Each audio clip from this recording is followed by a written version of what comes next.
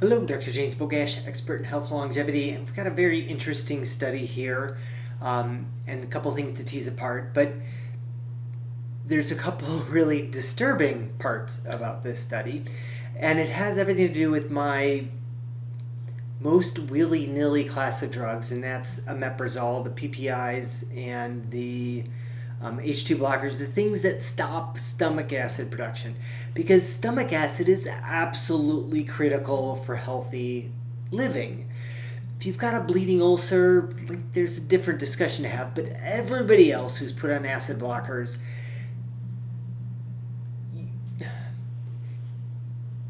if somebody writes you a prescription for this, I would have you ask them for at least 10 to 15 things that are going to be absolutely destroyed by stopping acid production.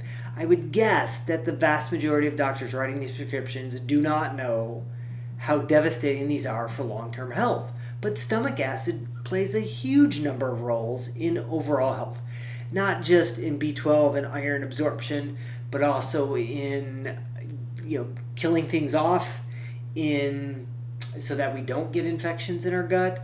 It helps us digest, turn on all of our other digestive enzymes and make sure the pancreas works. There's certain anti-cancer compounds in foods we won't get if we don't have stomach acid. It just gives me the heebie-jeebies to have somebody on this class of drugs for not 3 months like the label suggests, but years. So if there's a natural compound that can at least match it, it would certainly make sense that this would be a good choice. And while this was the first I've heard about curcumin being used for stomach problems, the research actually goes back, here's the disturbing part, as far as 30 years ago, we knew that curcumin was effective for people, in this case with dyspepsia. So think of stomach, like indigestion would be your typical description. But there's been studies including GERD, so reflux. Curcumin has been in the research a lot over the years, and yet it's still not mainstream. Most doctors will still write a prescription for omeprazole or Prilosec or Nexium or pantoprazole instead of actually working on fixing the problem.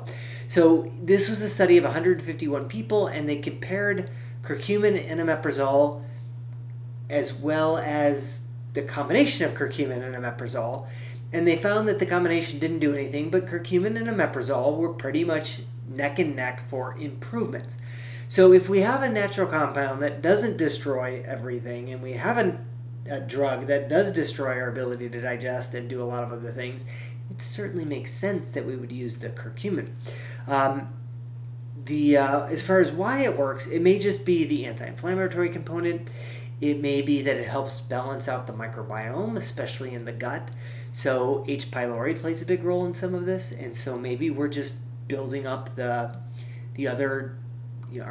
We have a microbiome in our stomach. Maybe we're just building up the microbiome, and they're chasing out or crowding out things like H. pylori. We don't really know, but the bottom line is it's effective. Personally, I think that for people with dyspepsia or digestive problems, the most important thing is to support digestion, not to shut it down. And look at food allergies. There's a lot of different things. The bottom line is you need to figure out what's wrong. If you're having a problem, I guarantee it's not from too much stomach acid. So giving a drug that blocks stomach acid may temporarily help you with symptoms, but it's not fixing the problem. And so curcumin may be doing a better or more steps towards fixing the problem than, or certainly it can't be any worse than omeprazole, and it certainly is probably, there's a lot of reasons why it's more helpful, or most likely more helpful at fixing the problem than an acid blocking drug. As always, I'll post a link to this particular study in the description. Make sure you like this video, share it with somebody who you think needs the information, and subscribe to the channel.